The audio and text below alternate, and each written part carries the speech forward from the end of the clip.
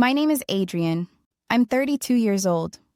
The moment the door slammed shut, the sound echoed in the quiet hall. My father's words were still ringing in my ears. "You're a worthless failure, Adrian. Pack your junk and get out of my house. Go sleep in the damn gutter if you have to." My mother and my sister, Lily, just stood there, their faces a weird mix of relief and satisfaction. They were probably picturing me shuffling off to a homeless shelter, finally proving them right. They thought they were kicking out the family failure. What they didn't know is that they had just kicked out a millionaire. And I wasn't just leaving, I was taking their entire financial world with me.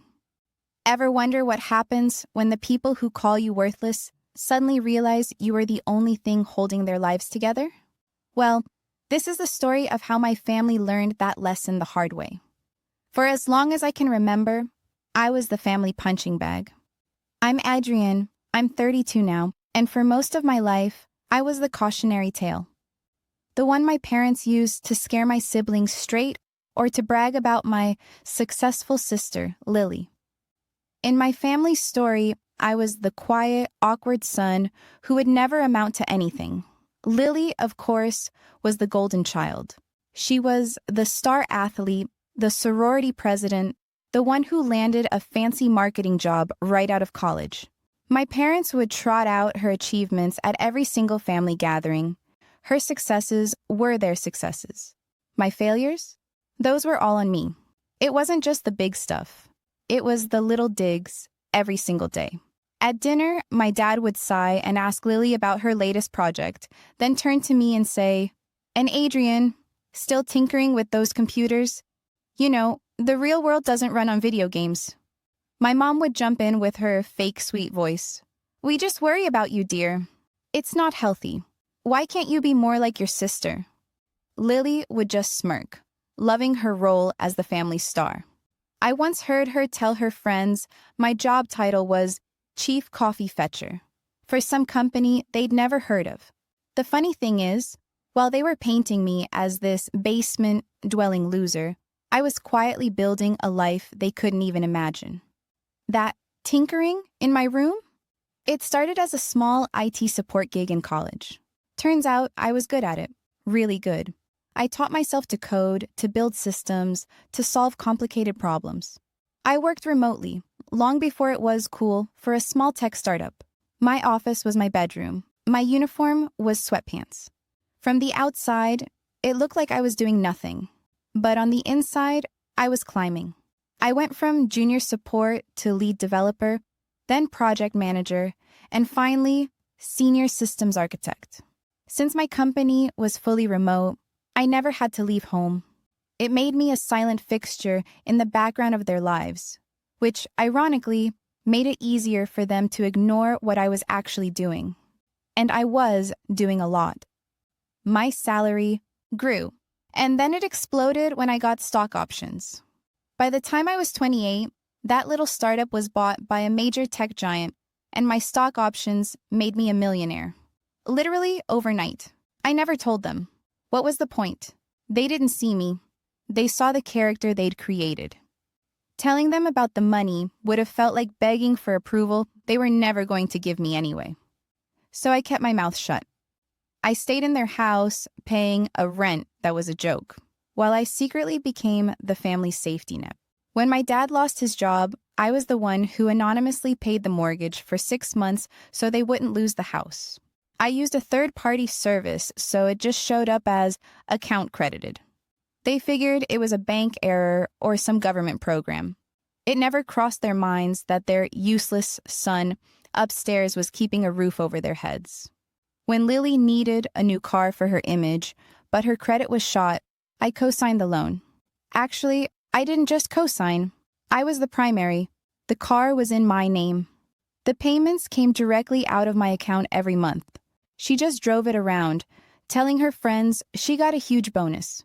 The utilities, the internet, the ridiculously expensive cable package my dad watched, all of it was under my name, paid for by my accounts.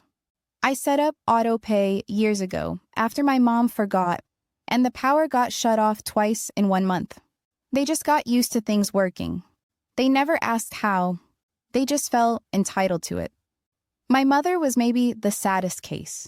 She was really involved in her church fundraisers. One year, a bunch of money went missing from the charity fund. An audit was coming, and she was panicking. She'd been borrowing from it to cover her and Lily's shopping sprees, always meaning to pay it back. One night, she came to my room, crying. She didn't admit everything, but she said she'd made an accounting error and needed $5,000 right away. She swore she'd pay me back, a promise I knew was empty. I looked at this woman who told her friends she prayed for her lost son, and I just transferred the money. The next day, the error was fixed. She never mentioned the money again. This was my life. I was Adrian, the family disappointment, and also the secret millionaire propping up their entire fake, perfect life. They took my money and my help, and all I got in return was pity and scorn. And for years, I let them. I told myself it was just easier to keep the peace. I guess I hoped that one day they'd see the truth and appreciate me. I was so wrong. The end didn't come slowly. It was an explosion, and it happened on a Tuesday. It all blew up over something completely ridiculous, a dinner party. My parents were obsessed with appearances, and Lily was their prize racehorse. She'd just gotten a minor promotion, a new title with barely a pay bump, but to my parents, you'd think she'd been named CEO.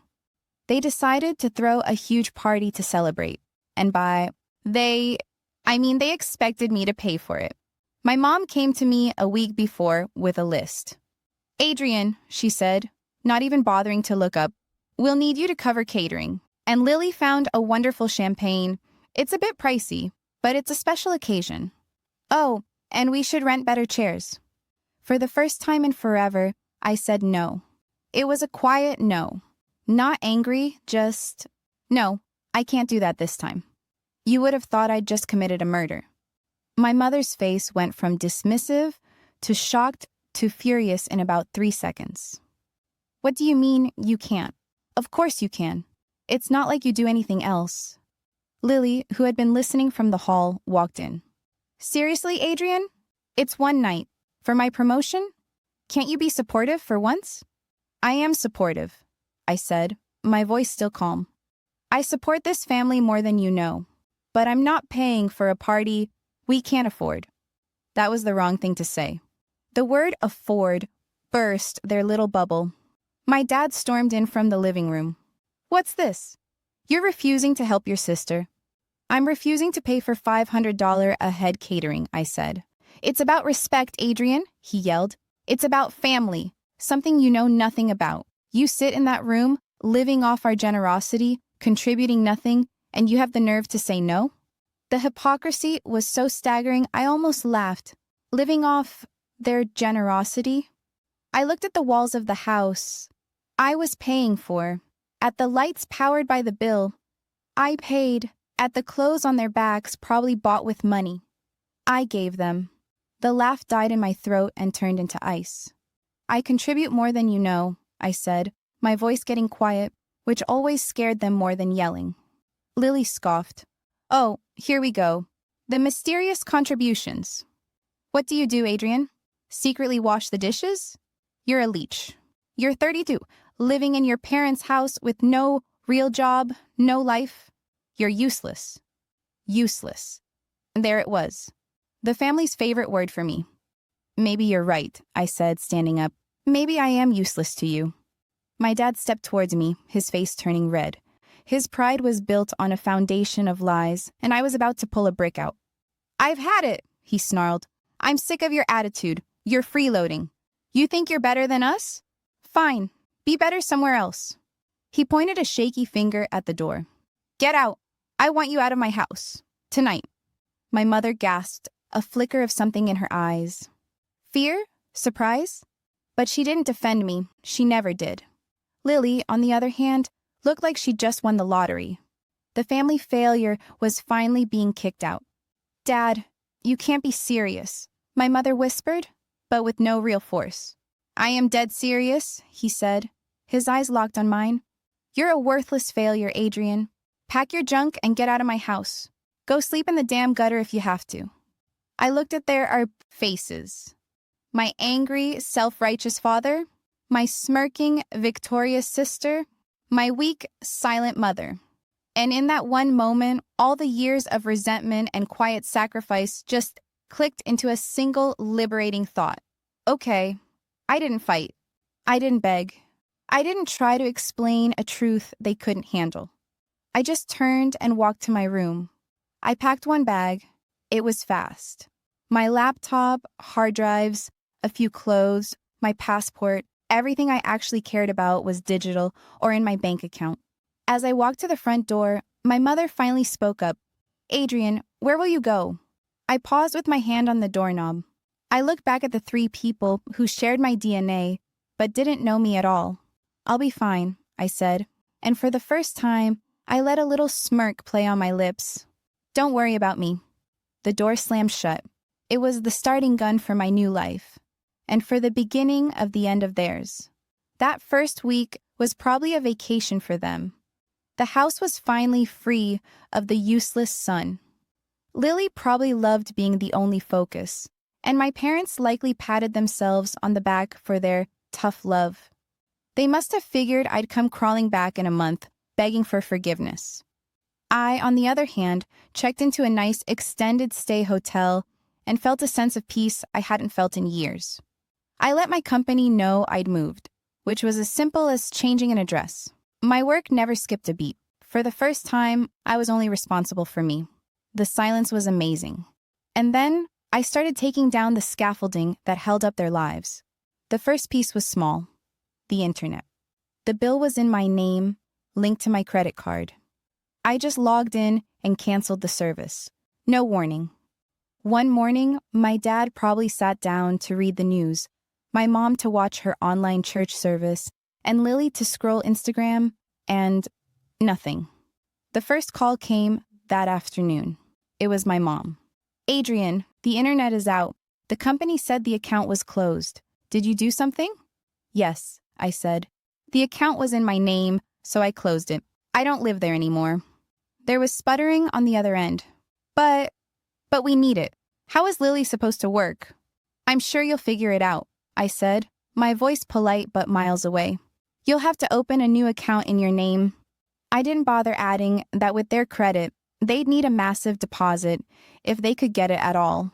The silence on her end told me she was starting to get it. I hung up, saying, I have to go, I have a meeting. The next call, a week later, was from Lily. Her voice was pure fury. Adrian, my car payment bounced. The bank just called me. Did you stop the payments? The car is in my name, Lily. I explained slowly, like I was talking to a toddler. The loan is my responsibility, and I've been paying it. But since you're the one driving it, I just assumed you'd want to take over the payments. Take over the payments? It's over sickus. $100 a month. I can't afford that, she shrieked. Well, I said, then I guess you'll have to give the car back. I can't keep paying for a car I don't use. That wouldn't be responsible. But I need it. My image. My job. Sounds like a problem you need to solve, I said. Let me know when and where I can pick up my car. After a storm of angry texts, a tow truck picked up the sedan a couple of weeks later. I heard from my cousin Jacob, the only neutral one in the family, that Lily was taking the bus and telling everyone her car was in the shop for custom upgrades. The big one was the mortgage. I stopped the payments the day I left. It took about 6 weeks for the first notice of delinquency to show up. My father called. His voice wasn't booming anymore. It was tight. Adrian, we got a letter from the bank. Oh, I said, playing dumb. It says the mortgage is past due. The payments are automatic. There must be a mistake. They were automatic, I corrected him. From my account, when I lived there. Since I don't anymore, I stopped them. There was a long, heavy silence. I could literally hear him breathing, trying to process it. You were paying the mortgage? For the last 3 months, yeah, I said. You were about to default, so I handled it. You never said anything, he accused, his voice a pathetic mix of anger and shame. You never asked, I replied. You were too busy calling me a freeloader. I figured you had it all under control. "We can't make this payment, Adrian," he said, the anger gone, replaced by pure panic. "Not with everything else." "I see," I said. "Well, that does sound tough." "You have to help us," he demanded, one last gasp of his old authority. "We're your family." "And you threw me out," I reminded him. "You told me to go sleep in a gutter. You made it pretty clear where I stand. I'm just respecting the boundaries you set." I paused, letting his own words hang in the air.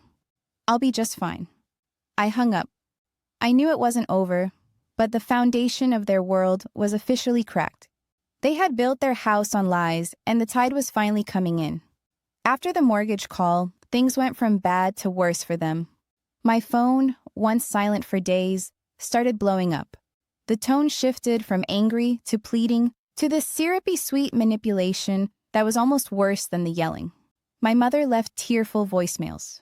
"Adrian, honey, it's Mom. We miss you. The house is so empty. Please call me." She didn't miss her son. She missed her bank. Lily sent old photos of us as kids. "Remember when we were a team? I miss my big brother." A sad attempt to rewrite history, conveniently forgetting all the years she spent making my life miserable. Then came the relatives I hadn't spoken to in years, fed a sob story by my parents. "How can you be so cruel to your mother?" one aunt asked. I just calmly explained that I was respecting my father's wish for me to get out and that my finances were my own now. It was easier for them to see me as the bad guy than to accept the truth. The real implosion, though, came from my mother's church. That $5,000 I gave her? It was just the tip of the iceberg. She hadn't just borrowed, she had been embezzling small amounts for years. My bailout just made her bolder. With no more money coming from me, her theft became reckless. And someone noticed. A real audit was launched. This time, there was no escaping it. They found a pattern of fraud stretching back 5 years, totaling over $30,000. My cousin Jacob called me. "Adrian, you're not going to believe this. They're pressing charges against Aunt Carol for embezzlement." My blood ran cold.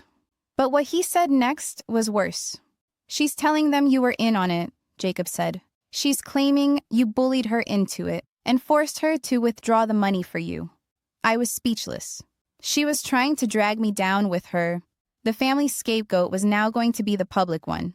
But she made one huge mistake. She forgot I keep records of everything. I had the bank transfer statement for the $5,000 with the memo, "Loan to Carol for church fund." I had her frantic texts begging for the money. My digital paper trail was perfect. I didn't call her. I didn't call my father. I called my lawyer. Within 24 hours, her story fell apart. Faced with proof that I wasn't involved and had actually tried to help her fix her mistake, she confessed to everything. The fallout was a disaster. To avoid a public trial, my parents had to sell the house, the one already heading for foreclosure, to pay back the church and the lawyers. They were so desperate, they sold it for almost nothing. After paying off all the debts, they were left with pocket change. They ended up in a tiny rundown apartment. My father, a man in his late 50s, had to take a job as a greeter at a Walmart. Lily had to sell her designer clothes and started waitressing at night. The perfect family image they'd spent decades building was gone, replaced by the grim reality they had created. I got one last text from my father's new prepaid phone. "We are sorry. We know we were wrong. We need your help. We have nothing." I stared at the message for a long time. I felt a pang of grief for the family I should have had, but there was no going back. They weren't sorry for the years of abuse. They were sorry because they got caught. Their regret was born of consequence, not a conscience. I typed my reply. "You told me I was useless. It turns out you were right. I am useless to you now." I blocked their number, and for the first time, I felt completely free. They never saw my value. They only saw my utility. As long as I was a silent, invisible resource, I was tolerated. The second I put up a boundary, I became a threat to their story. They couldn't handle a world where the family failure was secretly the one holding everything together, because it would have forced them to look at themselves. So they threw me out. Now my utility is gone, and all they have left are the consequences. I've built a new life, based on honesty and respect. I'm close with my cousin Jacob. I even started dating someone wonderful who likes me for my kindness, not my bank account. I found a new found family, built on real affection, not obligation. There's a peace in my life I never thought was possible. Sometimes I wonder if they'll ever understand the damage they did, but honestly, I don't think about it much anymore. Their story's over for me. Mine is just getting started. So, I have to ask you, was I wrong to cut them off completely? Was there more I should have done? Or was walking away the only real choice I had? Let me know what you think in the comments. And if you connected with this story, don't forget to like and subscribe for more.